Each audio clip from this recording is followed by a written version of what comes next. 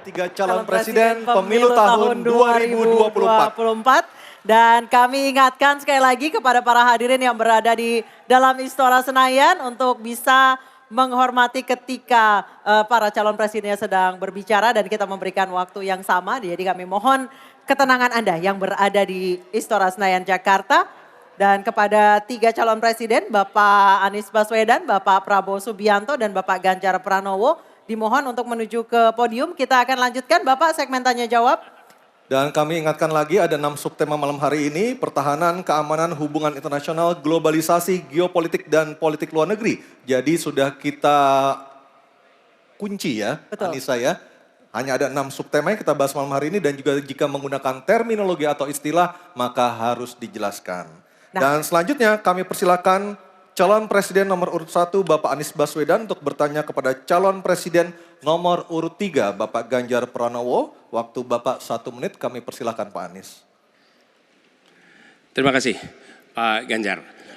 Pertanyaan ini terkait dengan kinerja Kementerian Pertahanan. Ketika tadi kita bahas sama-sama situasi pertahanan kita, Bapak tadi membahas tentang bagaimana belanja alutsista, bagaimana rencana tentang minimum force itu bisa dicapai dan lain-lain. Bapak melakukan review itu. Nah, di sisi lain Bapak juga waktu itu pernah memberikan penilaian atas kinerja penegakan hukum di Indonesia. Bapak beri skor 5 atas kinerja hukum di Indonesia. Pertanyaannya sekarang terkait dengan pertahanan, berapa skor yang Bapak berikan atas kinerja Kementerian Pertahanan yang dipimpin oleh Bapak Prabowo? Silakan Pak Ganjar. Baik, masih ada waktunya Pak Anies? Cukup Pak Anies? Cukup. Baik, langsung saja kami persilakan Pak Ganjar untuk menjawab pertanyaan dari Pak Anies. Waktu Bapak 2 menit dimulai ketika berbicara, silakan. 5 juga. Saya punya datanya dan kemudian akan saya sampaikan. Maka di meja saya sudah saya siapkan data satu persatu. Namun demikian Mas Anies, tentu saja ada yang ingin saya sampaikan dari apa yang tadi sudah saya utarakan. Ketika kemudian kita ingin membangun sistem pertahanan kita, maka dalam perencanaan kita tidak boleh gonta-ganti. Kita mesti ajak, mesti konsisten. Kedua, kita mesti mendengarkan betul-betul dari seluruh matra. Maka seluruh proses perencanaannya harus bottom up. Sehingga saya ketemu dengan seseorang berpangkat cukup tinggi, Pak, kalau Bapak kasih persenjataan kepada saya yang tidak saya butuhkan, sudah saya siapkan museum untuk saya taruh di sana. Situasi seperti ini tentu tidak mengenakan. Tapi ini harus kita buka apapun kondisinya untuk perbaikan bangsa. Kritik, otokritik itu menyehatkan. Tidak ada kok rasa dengki di hati saya. Yang ada adalah bagaimana rasa cinta tanah air ini mesti kita wujudkan. Agar kemudian kita betul-betul bisa menjadi negara kuat di banyak area dan kita berbicara di dunia internasional disegani. Bung Karno telah menyampaikan itu. Daulat politik itu wajib. Berdikari dalam bidang ekonomi mesti dituju. Dan kita punya kepribadian dalam kebudayaan. Sekarang daulat ekonomi pertahanan kita mesti kita tunjukkan. Maka ketika banyak perusahaan-perusahaan waktu itu yang sangat strategis dibikin, itu mimpi sejak dari lama pendiri bangsa agar kita menjadi negara kuat. Dan itulah yang sebenarnya kita-kita yang harus meneruskan itu. Begitu Mas Anies. Ya, makasih Pak Ganjar. Cukup Pak Ganjar, baik Pak Anies.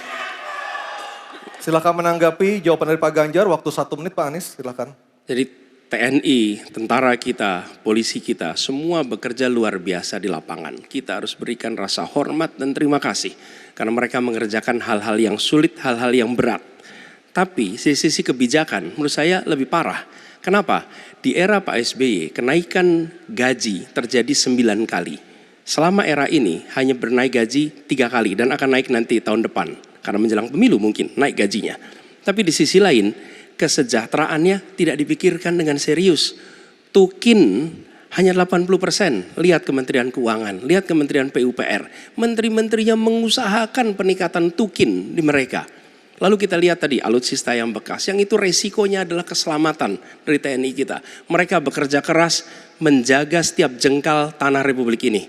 Tetapi mereka tidak didukung dengan policy. Karena itu menurut saya skornya justru di bawah 5 Mas Ganjar.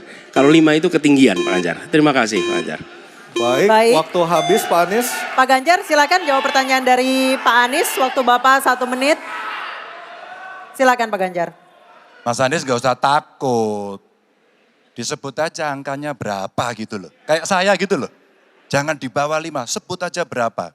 11 Mas, dari 100. Oke. Ini sedikit ngajari kendel Mas Anies biar berani. Apa yang kemudian saya lakukan dari jawaban saya untuk membela para TNI kita? Saya bersama mereka. Saya mendengarkan, saya berkeliling Indonesia, saya mampir bertemu di rumah-rumah mereka, di asrama-asrama mereka.